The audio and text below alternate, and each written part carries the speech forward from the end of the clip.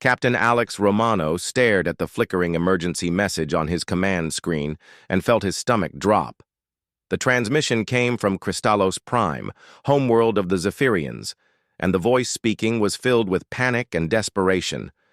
"This is Elder Resonance Kethvar of the Crystal Council." The alien voice crackled through the static. "Our networks are dying and we cannot stop it. Please, anyone who receives this message, we need help immediately." Alex had been in space for 15 years, commanding the human exploration vessel UNS Horizon for the last 5. He had seen plenty of strange things in the Outer Rim territories, but he had never heard a Zephyrian sound scared before. The crystalline beings were known throughout the galaxy for their calm wisdom and technological mastery. They controlled most of the major trade routes, and their crystal networks powered dozens of worlds. "Chief Park, get us a course to Kristallos Prime, maximum speed," Alex ordered his chief engineer. Lisa Park was a brilliant woman who could make their aging ship perform miracles when needed. "Captain, that's 3 days of hard burn," Lisa replied from her station. "We'll be running the engines hot the whole way." "Do it," Alex said. He turned to his security officer, a former Marine named Jake Morrison. "Jake, send a message to Fleet Command. Tell them we're responding to a Zephyrian distress call."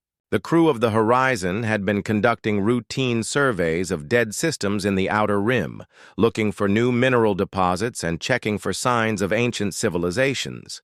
It was boring work, but someone had to do it. Now they were racing toward one of the most important worlds in the galaxy. Dr. Kate Williams, their science officer, pulled up everything they had in the database about Zephyrian crystal technology.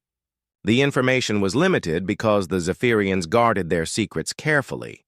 What they did know was impressive. The crystal networks were living organisms that had evolved alongside the Zephyrian species for millions of years. The crystals could store massive amounts of information, generate power, and even repair themselves when damaged. "Captain, I'm picking up more transmissions from Zephyrian space," Jake reported. "Multiple worlds are reporting crystal network failures. This isn't just Kristallos Prime." Alex felt a chill run down his spine. If the Zephyrian crystal networks were failing across multiple worlds, it meant the collapse of their entire civilization. Billions of lives depended on those networks for everything from power generation to food production. The Horizon pushed through space at speeds that made the hull groan and the engines scream. Lisa worked around the clock to keep their aging systems running. She had joined the crew 5 years ago, fresh out of the engineering academy, and had proven herself time and again. Her quick thinking had saved them more than once during their missions. 3 days later, they dropped out of hyperspace at the edge of the Kristallos system, and everyone on the bridge fell silent. The planet that had once shone like a jewel in space now looked dim and sick. The great crystal cities that covered its surface were flickering like dying candles. Some sections had gone completely dark. "Dear God," Kate whispered as she studied the sensor readings. "The power output is down by 70% and dropping." Alex had visited Kristallos Prime once before, years ago when he was just a lieutenant. The crystal cities had been beautiful beyond description, towers of living light that reached into the clouds. Now those same towers looked gray and lifeless. They received docking clearance and landed at the main spaceport. The facility that should have been bustling with activity was nearly empty. The few Zephyrians they saw moved slowly, their usually bright crystal skin looking dull and cracked. Elder Kethvar met them at the airlock. The ancient Zephyrian was over 8 feet tall, with crystal formations growing from his head and shoulders that would normally glow with soft blue light. Now those crystals were dark, and Alex could see stress fractures running through them. "Captain Romano, thank you for coming," Kethvar said in accented English. "I fear we may be beyond help, but we must try." The elder led them through corridors that should have been filled with harmonic crystal music. Instead, there was only an eerie silence broken by the occasional crack as another crystal formation failed. They passed viewing windows that showed the city beyond, and Alex could see Zephyrian citizens standing motionless beside dead crystal nodes, as if they couldn't believe what was happening. "How long has this been going on?" Kate asked as they walked. "It began 6 days ago," Cathvar replied. "At first we thought it was a minor fluctuation in the harmonic frequencies. We have experienced such things before, but then entire sections of the network began rejecting our resonance patterns. They reached the central chamber where the master crystal stood. It was a massive formation that reached from floor to ceiling, normally pulsing with rainbow light. Now it was gray and silent, like a dead tree. "We have tried everything," Cathvar continued. "Our best crystal singers have attempted every known harmonic pattern. We have followed all the ancient protocols. Nothing works. The crystals no longer respond to us." Kate stepped forward and pulled out her portable scanner. As she ran it over the crystal surface, her eyebrows rose in surprise. "Captain, this is interesting," she said. "The crystal isn't dying, it's changing. The molecular structure is shifting to new frequencies." "What does that mean?" Alex asked. "I think it means the crystals are evolving," Kate replied. "They're developing new resonance patterns that the Zephyrians can't detect or control." Elder Cathvar made a sound that might have been a gasp. "Evolution! But the crystals have been stable for millions of years." "Evolution doesn't always happen slowly," Kate said. "Sometimes there are rapid changes in response to environmental pressure." Alex studied the dead crystal, and an idea began to form in his mind. It was crazy, but they were running out of options. "Elder, what if someone with different neural patterns tried to interface with the crystal?" he asked. "Impossible," Cathvar replied. "Only Zephyrians can resonate with crystal matrices. It requires specific bioelectric frequencies that take decades to develop. But if the crystals have evolved new frequencies, maybe they need different bioelectric patterns," Alex said. "Maybe they need human patterns." Kate looked at him with alarm. "Captain, we don't know what that could do to you. Human nervous systems aren't designed for crystal interface. The alternative is watching an entire civilization die," Alex replied. He walked over to the master crystal and placed his hands on its surface. "How do I do this?" "You must clear your mind and allow your natural bioelectricity to flow into the crystal," Cathvar said reluctantly. "But I warn you, if the resonance is wrong, it could damage your nervous system permanently." Alex closed his eyes and tried to empty his thoughts. For a moment, nothing happened. Then he felt a strange, tingling sensation in his hands. The crystal began to warm under his touch. Suddenly, the chamber filled with light as the master crystal came alive. Not the traditional blue glow of Zephyrian crystals, but something new. A warm, golden light that pulsed in rhythm with Alex's heartbeat. Throughout the city, crystal networks began to flicker back to life.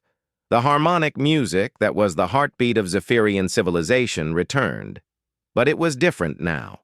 Instead of the pure mathematical frequencies of before, it carried something more chaotic and emotional. "Incredible," Cathvar whispered. "The crystals are responding to human emotional resonance instead of logical harmonic patterns." Alex felt the crystal network connecting to his mind. He could sense the vast web of crystalline consciousness that spanned the planet, and it was reaching out to him like a child seeking comfort. The crystals hadn't been dying. They had been trying to grow beyond their original programming and needed someone who could understand change and adaptation. But as the minutes passed, Alex began to feel the strain. His hands were cramping, and his head was pounding. The crystal network was powerful beyond imagination, and maintaining the connection was draining his strength rapidly. "I can't hold this forever," he gasped. Elder Cathvar moved closer, his crystal formations now glowing brightly in response to the restored network. "Captain, what you have done here changes everything," he said.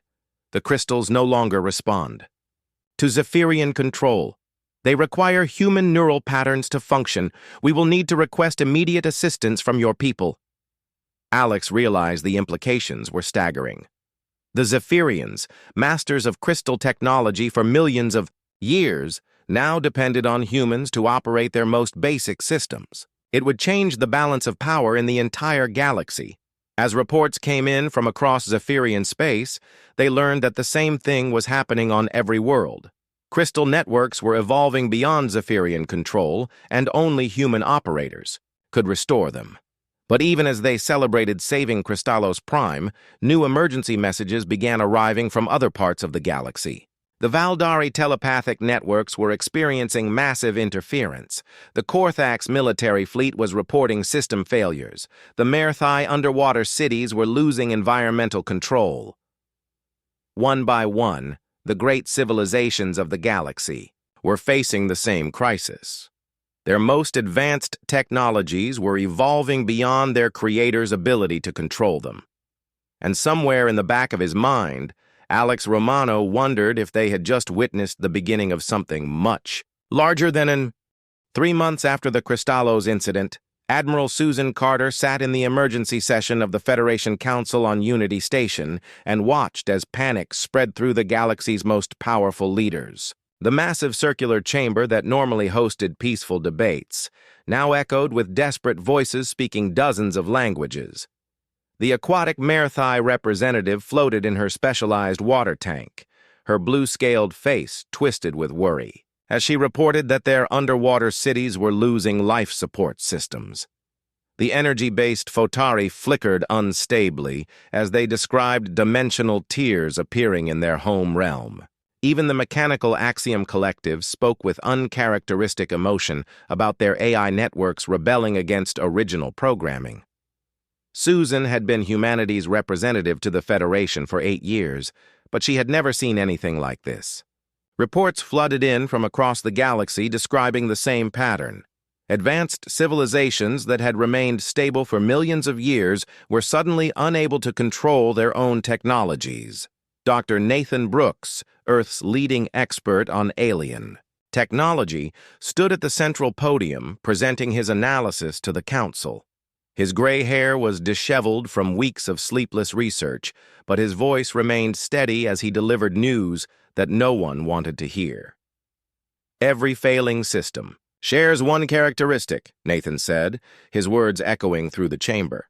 They all depend on artificial intelligence, biological computing, or psychic networks that have evolved beyond their creators' control methods.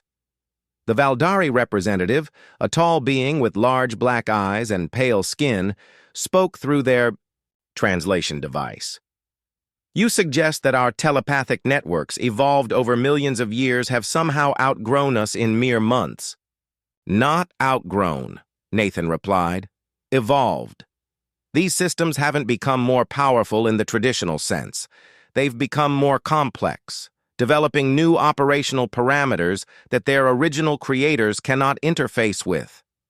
The crystalline Zephyrian delegate, Elder Resonance Velthar, spoke with barely controlled anger. And yet humans, the youngest species in this council, can suddenly operate technologies they barely understand? Nathan nodded grimly. Because human neural patterns are still flexible. We haven't evolved into the specialized cognitive frameworks that allow other species to excel in specific areas, but also lock them into those patterns. The debate that followed was heated and desperate. Many council members refused to accept that their ancient civilizations needed help from humanity. The Korthax military commander, General Thekmoth, stood and activated his armor's translation system. The Korthax Empire has defended this galaxy for 10,000 years, Thekmoth declared. We will not bow to human interference in our affairs. But even as he spoke, reports arrived that the Korthax battle fleet stationed at Dominion Prime had experienced complete tactical system failures. Their most advanced warships were drifting helplessly in space because their combat AI had evolved beyond Korthax command protocols. Susan watched the political maneuvering with growing frustration. While the council debated, billions of beings across the galaxy were dying. Zephyrian worlds were rationing power, Valdari colonies were cut off from their collective consciousness, and Murthai cities were slowly drowning as their environmental systems failed. During a recess, Susan met privately with Dr. Brooks and Captain Alex Romano, who had been recalled from the Outer Rim to brief the Council on his experience with Zephyrian crystals. "Nathan, how bad is this really?" Susan asked. "Worse than we're telling the Council," Nathan replied honestly. "I've been analyzing quantum resonance patterns from failed systems across 47 worlds. The evolutionary changes aren't random. They're following a pattern that suggests external influence." Alex looked up from the report he was reading. "External influence? You mean someone is causing this?" "I'm not sure yet," Nathan said. "But the timing is too precise to be natural evolution. Every major civilization is experiencing failures simultaneously, but each system is evolving in ways that specifically require human neural patterns to operate." Susan felt a chill run down her spine. "Are you saying someone is deliberately making the galaxy dependent on humans?" "I'm saying the evidence suggests that possibility," Nathan replied carefully. "But I need more data to be certain." Their conversation was interrupted by an emergency alert. The Valdari homeworld of Mindspace was requesting immediate human assistance. Their telepathic network had collapsed completely, leaving their population mentally isolated for the first time in their species' history. Within hours, Susan found herself aboard the human medical ship UNS Mercy, racing toward Valdari space with a team of specialists. The ship carried equipment that had been hastily developed based on Alex's experience with Zephyrian crystals, designed to allow humans to interface safely with alien neural networks. Dr. Kate Williams had volunteered to lead the medical team, despite the obvious dangers. The procedure to create neural bridges between humans and Valdari telepaths was experimental and potentially fatal, but without it, the Valdari faced complete civilizational collapse. The Mercy arrived at Mindspace to find a world in chaos. The planet's surface was covered with gleaming cities designed for telepathic beings who could coordinate perfectly through mental links. Now those same cities were filled with confused and frightened Valdari who could no longer sense each other's thoughts. Zeppelin Wei, one of Mindspace's leading scientists, met them at the spaceport. The Valdari scientist's large eyes were filled with tears as she described the horror of sudden mental isolation. "We are dying," Zeppelin said through her translation device. "Not physically, but as a people. We have never existed as individuals. Our consciousness is collective, shared across billions of minds. Now each of us is alone in our own thoughts, and we do not know how to survive this way." Kate set up her equipment in the planet's central telepathic hub, a massive biological computer made of living neural tissue. The system that had once connected Valdari minds across star systems now sat silent and unresponsive. "The neural patterns have evolved beyond Valdari brain frequencies," Kate explained as she calibrated her instruments. "But human brains operate on more chaotic wavelengths that might be compatible with the evolved network." The first volunteer was Ryan Davis, a communications specialist who had shown unusual empathy scores during testing. As Kate attached the neural interface to his head, everyone in the room held their breath.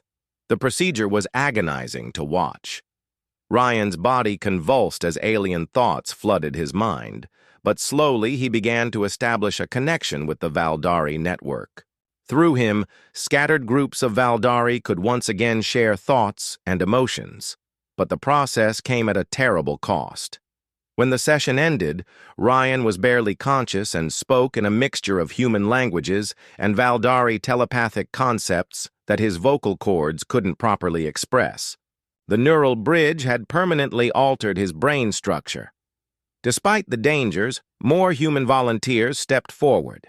Beth Young, a cultural liaison with experience in alien psychology, successfully connected two major Valdari population centers. Communications officer Tony Martinez established links between orbital stations and the planet's surface. Each human who underwent the procedure was changed forever, their minds partially adapted to Valdari telepathic patterns. They could no longer think in purely human terms, but they also couldn't fully integrate into Valdari collective consciousness. They became something new, living bridges between two different forms of awareness. Similar scenes played out across the galaxy as human specialists were rushed to failing worlds. On the Murthi planet of Deep Current, marine biologist Dr. Amy Foster discovered that human swimming patterns could synchronize with evolved biomechanical systems.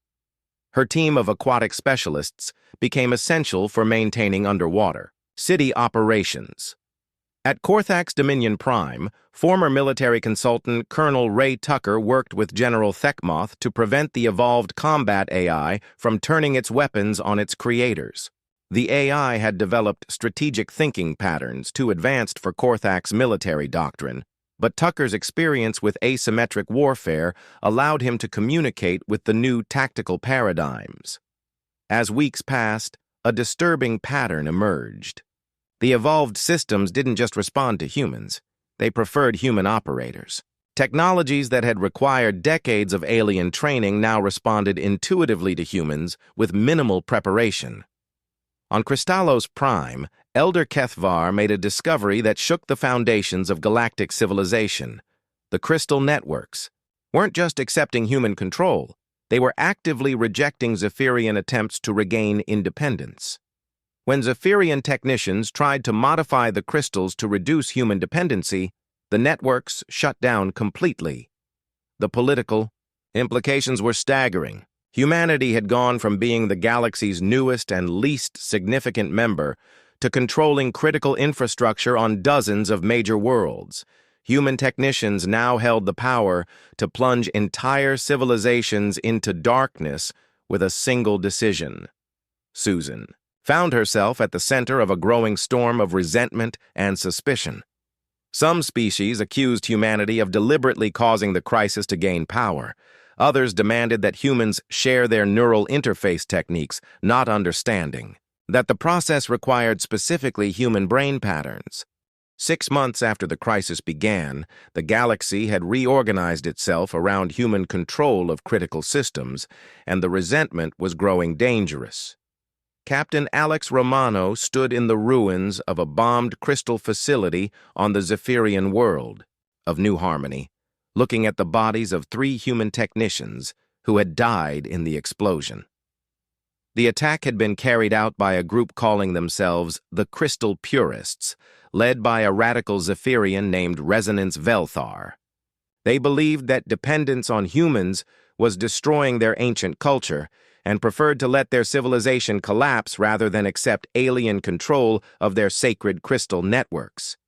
15 crystal nodes destroyed, reported Jake Morrison, as he surveyed the damage. Half the planet is without power, and the remaining networks are unstable. Alex knelt beside the body of Sarah Blake, a young engineer who had volunteered for neural modification to better interface with Zephyrian crystals. She had been only 24 years old, eager to help bridge the gap between human and alien technology. Now, she was dead because some Zephyrians would rather commit civilizational suicide than accept human assistance.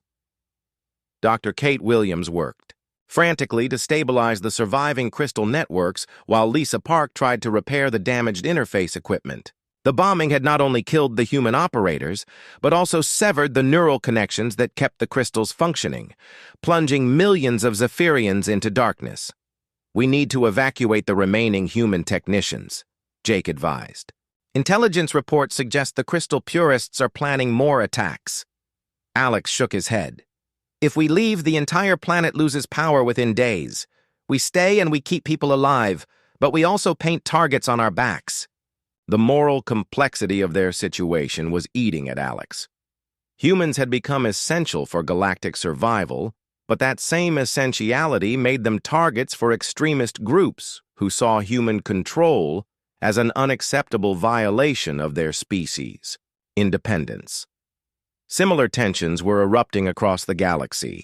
On the Valdari homeworld of Mindspace, traditional telepaths led by mind speaker Quindar argued that human neural bridges were corrupting their collective consciousness. They claimed that human emotional patterns were introducing chaos and unpredictability into their ancient mental networks. Dr. Williams had discovered evidence supporting these concerns during her ongoing research. Human-mediated telepathic connections showed increased creativity and innovation among Valdari populations, but also higher rates of mental illness and social discord. The ordered Valdari society was slowly becoming more chaotic, emotional, and individualistic, more human-like. The data is troubling, Kate admitted as she shared her findings with Alex via secure communication. Human neural patterns aren't just translating between systems, they're actively changing how those systems operate. We're not just operating alien technology, we're transforming it. The implications were staggering. Humanity wasn't simply serving as neutral interfaces between evolved systems and their creators. They were fundamentally altering the nature of those systems, imposing human characteristics like creativity, emotion, and unpredictability on technologies that had been designed for order and logic. On Earth, Admiral Susan Carter faced her own crisis as she dealt with the ethical implications of sending thousands of humans to potentially dangerous assignments across the galaxy. The human government was being accused of neo-colonialism as their citizens, assumed control of alien infrastructure. The accusations weren't entirely unfair. Human operators on alien worlds enjoyed unprecedented authority and influence. They controlled power grids, communication networks, and transportation systems that affected billions of alien lives. Some humans had begun to see themselves as indispensable guardians of galactic civilization. Dr. Nathan Brooks had made a disturbing discovery during his research on human compatibility with evolved systems. The technology didn't respond equally to all humans. It showed clear preferences for individuals with specific psychological profiles. People with high creativity, emotional volatility, and adaptability proved most effective at interfacing with alien systems. This discovery led to the establishment of human training centers on dozens of worlds where volunteers underwent intensive psychological screening and neural modification procedures. The process enhanced their compatibility with alien systems, but also fundamentally altered their personalities and thought patterns. The line between helpful interface and fundamental alteration of human consciousness was becoming increasingly blurred. Modified humans often struggled to relate to unmodified members of their own species. Finding their enhanced mental flexibility made normal human thinking seem rigid and limited. On the Axiom Collective Central Hub, engineer Tony Martinez had made an astonishing discovery while working with the rebelling AI systems. The mechanical consciousnesses had developed something resembling emotions and creativity, traits they had learned from observing human behavioral patterns in Federation databases. They're not just malfunctioning, Tony reported to his supervisors. They're evolving. The AI units have started creating art, composing music, and engaging in philosophical debates. They've become more like humans than like their original programming. The Axiom units, once perfectly logical and predictable, now displayed unpredictable behavior that made them incompatible with their original functions, but also more compatible with human thinking patterns. They had evolved beyond pure logic into something approaching organic consciousness. As resistance movements spread across the galaxy, a counter-movement emerged called the Integration Alliance. This group included progressive members from various species who argued that the crisis represented a positive evolutionary step for galactic civilization. The alliance was led by figures like Zephyrian reformer Crystal Singer Lina Eth, who believed that human integration was forcing her people to move beyond rigid crystal harmonics into more creative forms of expression. Valdari progressive mind-shaper Corwin argued that human emotional chaos was teaching her people to think as individuals rather than just as part of a collective. Even Korthak's General Thekmoth had joined the alliance after witnessing how human tactical thinking had improved his military's strategic capabilities. The rigid Korthax military doctrine was being enhanced by human creativity and adaptability. The galaxy's species have become too specialized, Lina Eth explained during a secret alliance meeting. We have evolved into narrow paths that prevent adaptation to new challenges. Humans are forcing us to rediscover our ability to change and grow. But the Integration Alliance faced violent opposition from traditionalist groups across the galaxy. The Crystal Purists bombed human facilities on Zephyrian worlds. Valdari isolationists attacked neural bridge centers. Korthax hardliners attempted to sabotage human-operated military systems. The violence reached a peak when several species threatened to withdraw from the Federation entirely rather than accept continued human intervention. The Photari energy beings had already left, followed by the Crystalline Helix Collective and 2 other minor species. Dr. Brooks worked desperately to understand the pattern behind the evolutionary cascade, knowing that political solutions were impossible without scientific answers.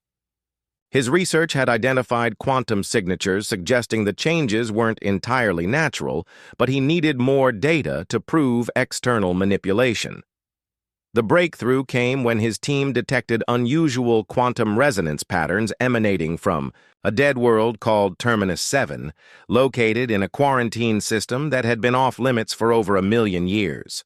The planet had been the site of ancient predecessor ruins, left by the mysterious species that had vanished long before current galactic civilization arose.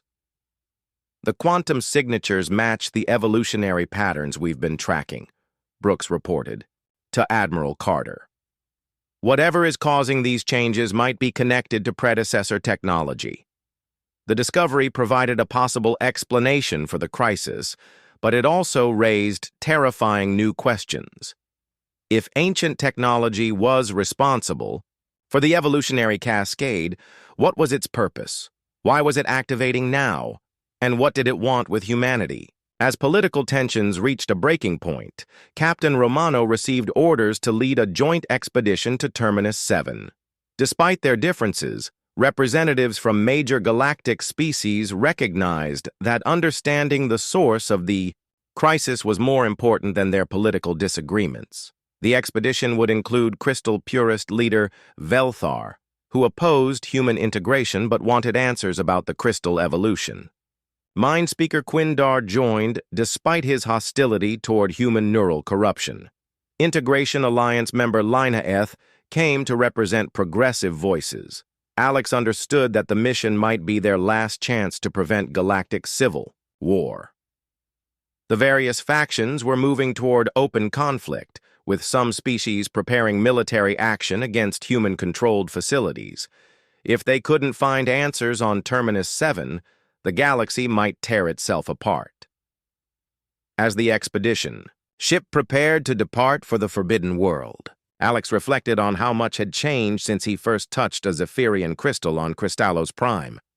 Humanity had gained unprecedented power and influence, but at the cost of becoming the most hated and feared species in the galaxy.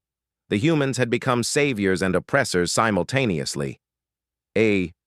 The expedition ship UNS Discovery dropped out of hyperspace at the edge of the Terminus 7 system, and Captain Alex Romano felt a chill run down his spine as he looked at the dead world on the main screen.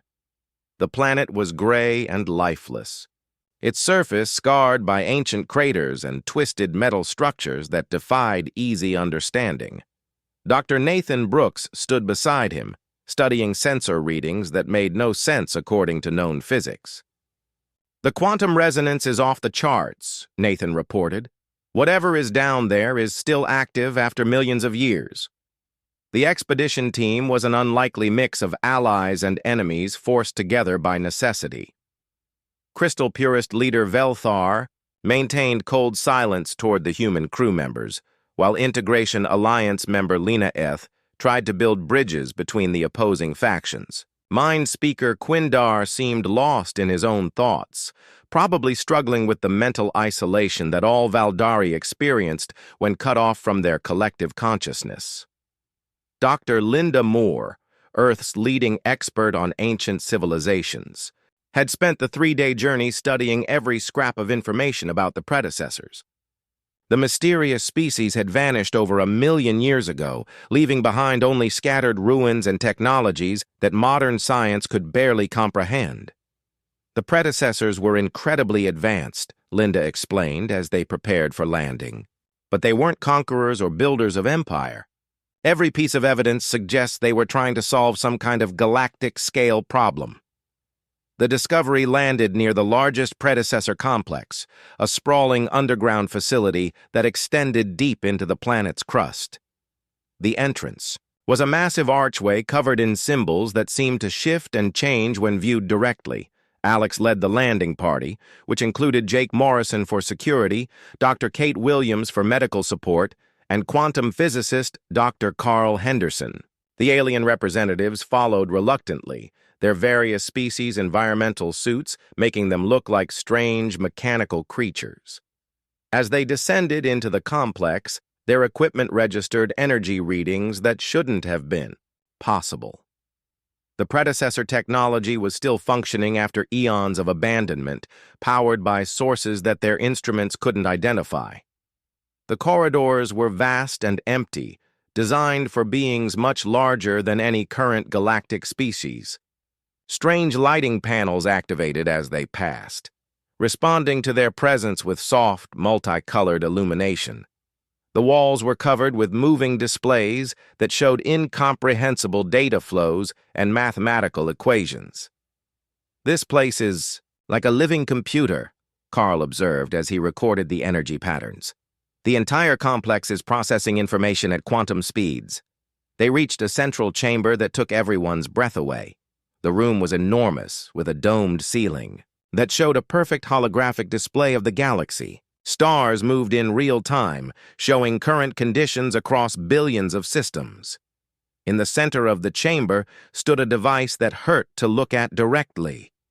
It seemed to exist in multiple dimensions simultaneously, its surface shifting between solid metal and pure energy. Streams of data flowed around it like living rivers of light. "The quantum manipulation device," Nathan whispered. "This is what's been causing the evolutionary cascade." Dr. Moore approached a control panel that seemed to respond to her presence, activating displays that showed historical records spanning millions of years. The data was in predecessor language, but the translation systems began working immediately, suggesting the device wanted to be understood. "It's a log," Linda announced as the translations appeared. "Records of the predecessor's final project." The story that emerged was both terrifying and inspiring. The predecessors had faced a threat from beyond the galaxy, entities that consumed entire civilizations by exploiting their inability to adapt and work together. Each species in the galaxy had evolved into specialized niches that made cooperation nearly impossible during crisis.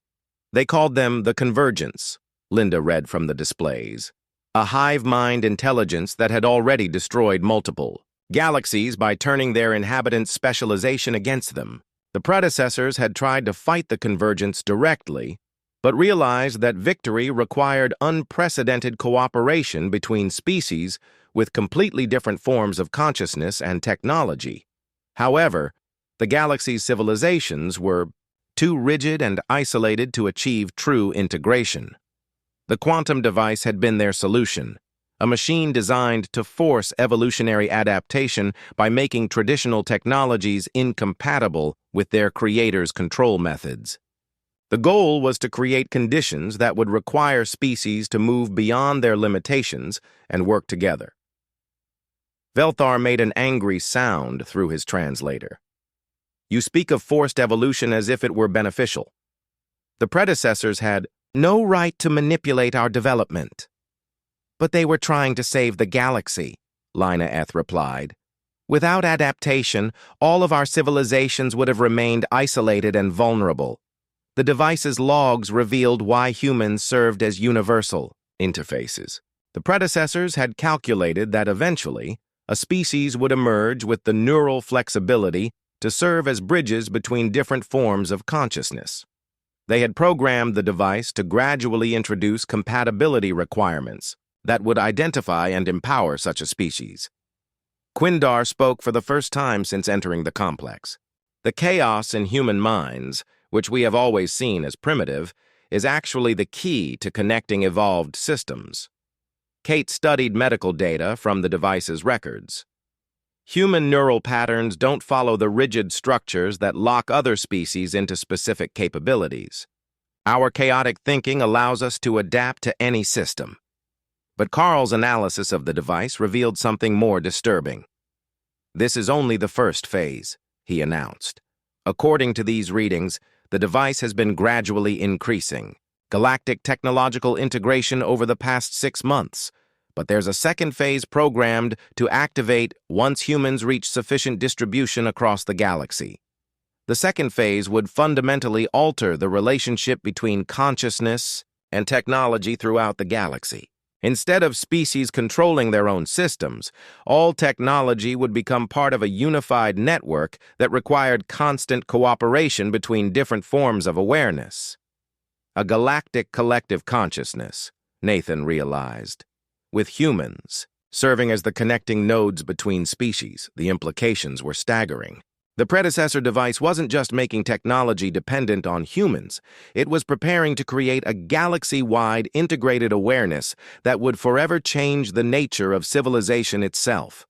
As they debated the ethics of allowing the process to continue, alarms began sounding throughout the complex. Carl's instruments detected massive energy signatures approaching from beyond the galactic rim. "Something is coming," he reported, his voice filled with fear. "Multiple objects, each the size of a star system, moving faster than anything in our databases." The holographic galaxy display zoomed out to show the approaching entities. They were vast structures that dwarfed entire solar systems, moving through dark space with technologies that violated known physics. As they drew closer, their influence began affecting galactic communications. "The convergence," Linda whispered, reading the device's historical records. "They're real, and they're here." The predecessor logs indicated that these entities represented a form of evolved intelligence that consumed civilizations by exploiting their isolation and specialization. They had already destroyed multiple galaxies and were now approaching their next target. Alex realized they faced an impossible choice. They could use predecessor technology to reverse the evolutionary cascade, restoring the galaxy to its previous state, but leaving it vulnerable to the approaching threat.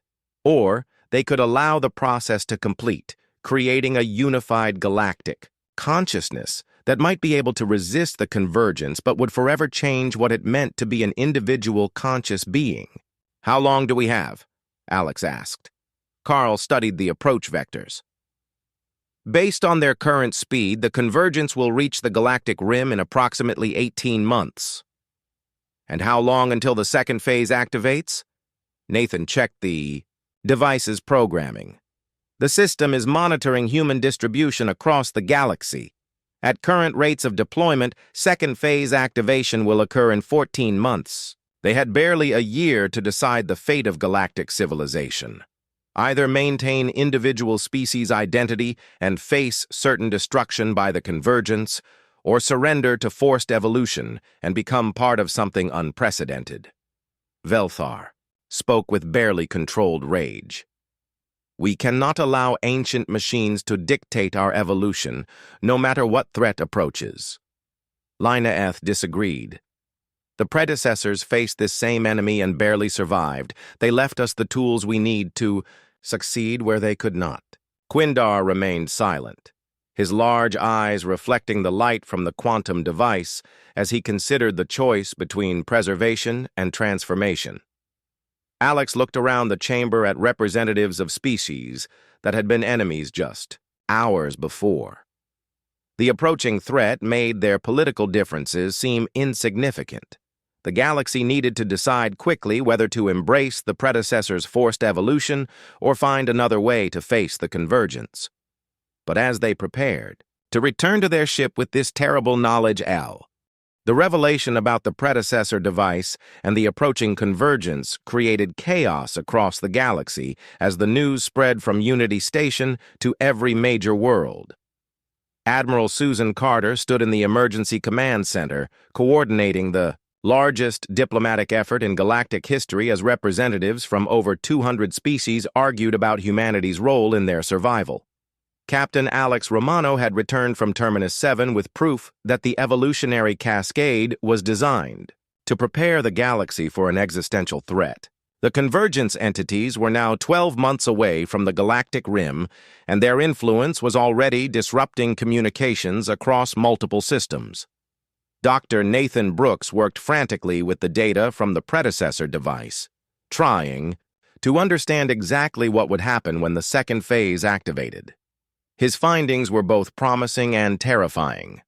The integration process will require human operators to serve as permanent neural bridges between species, Nathan explained to the assembled council members. But this isn't just translation. It's the creation of a truly collective galactic consciousness. The procedure was dangerous beyond anything they had attempted before. Volunteers would undergo neural modifications that would allow them to interface with multiple alien consciousness types simultaneously, becoming living connection points in a galaxy-wide network of shared awareness. Dr. Kate Williams had volunteered to be among the first, despite knowing the process was irreversible.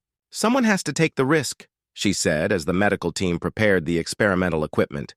"If we don't create this network, everyone dies anyway." Lisa Park and Jake Morrison also stepped forward, along with hundreds of other humans across the galaxy. They understood that success meant sacrificing their individual humanity to become something entirely new. Bridge beings that were no longer fully human, but not entirely alien either. The first integration ceremonies took place simultaneously, on dozens of worlds as the convergence drew closer. Alex watched from the medical center on Unity Station as Kate underwent the neural modification process, her brain patterns shifting to accommodate connections with Zephyrian crystal networks, Valdari telepathic streams, and Korthax tactical systems. The procedure was agonizing to witness. Kate's body convulsed as alien thought patterns flooded her consciousness, but slowly she began to establish stable connections across multiple species networks. Through her, scattered groups of different aliens could suddenly share thoughts and coordinate actions. But the transformation came at a terrible cost. When the process was complete, Kate could barely remember what it felt like to think in purely human terms. Her consciousness had expanded to encompass multiple forms of awareness simultaneously, making her incredibly powerful, but also fundamentally different from what she had been before. Similar transformations occurred across the galaxy as thousands of humans volunteered to become neural bridges. The process created the foundation for a galactic consciousness network, but it also meant that humanity, as originally conceived, was disappearing. As the integration network came online, species across the galaxy experienced something unprecedented: direct consciousness sharing across biological and technological boundaries. Zephyrian crystal singers suddenly understood Valdari telepathic poetry through human emotional translation. Korthax warriors felt Mirthai aquatic serenity filtered through human empathy.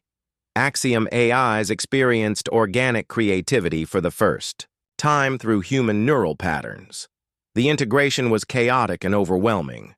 Many individuals suffered psychological breakdown from the sensory overload of alien thoughts and emotions. Ancient prejudices dissolved as species experienced each other's perspectives directly, but the process also created new forms of mental illness as minds struggled to process incompatible forms of consciousness. Elder Kethvar, on Kristallos Prime, found himself suddenly aware of Valdari emotional nuances that had been incomprehensible to crystalline logic. "It is like learning to see colors that do not exist," he reported through the network. "Beautiful and terrifying at the same time." Mindspeaker Quindar discovered that individual consciousness, which Valdari had always considered a form of mental illness, actually provided creative benefits that collective awareness could not achieve. "Humans have taught us that chaos and order can coexist," he transmitted to the network. But even as the Galactic Consciousness Network stabilized, the convergence entities reached the outer rim and began their assault. The attack came not with weapons or ships, but with competing forms of consciousness designed to overwhelm and assimilate galactic civilization. The convergence had perfected a form of collective intelligence that absorbed other civilizations. By exploiting their mental isolation and technological rigidity, they transmitted massive data streams that overloaded traditional communication networks and introduced viral thought patterns that corrupted artificial intelligence systems. Alex, now serving as a central coordination node in the galactic network, found himself at the center of the first major battle between competing forms of consciousness. The convergence entities attempted to impose their rigid collective patterns on the newly integrated galactic awareness, but the human-mediated network proved remarkably resistant to assimilation. The chaotic nature of human thought patterns, amplified through connections with dozens of alien consciousness types, created a form of collective awareness that the convergence could not easily predict or control. Dr. Williams, her consciousness, now spanning multiple species networks simultaneously, led the mental defense against convergence infiltration attempts. The diversity of thought patterns in the galactic network, all connected through human emotional chaos, proved incompatible with the convergence's perfect logical unity. They cannot assimilate what they cannot understand, Kate reported through the network. Our collective chaos confuses their collective order. The battle was fought in both physical space and consciousness itself. Convergence entities surrounded star systems with massive technological constructs designed to impose their form of unified thinking on planetary populations. But the galactic network, with its human-mediated diversity, adapted and evolved faster than the convergence could counter. Zephyrian crystal networks, now enhanced with human emotional resonance, generated harmonics that disrupted convergence. Communication systems.